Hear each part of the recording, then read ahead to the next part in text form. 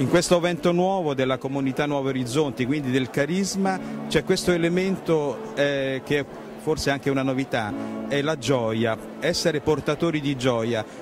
Quanto è importante questo elemento, questo accenno, appunto, questa testimonianza alla gioia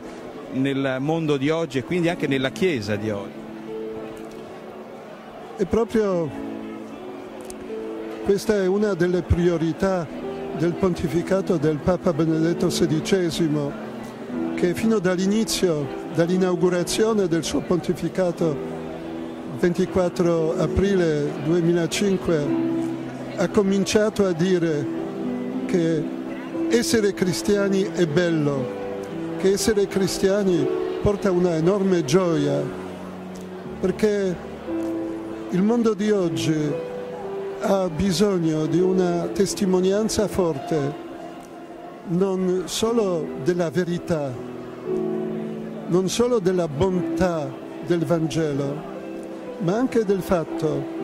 che la verità e la bontà del Vangelo porta una enorme gioia e espressione di una sublime bellezza che affascina il cuore umano. E proprio qui si apre un nuovo orizzonte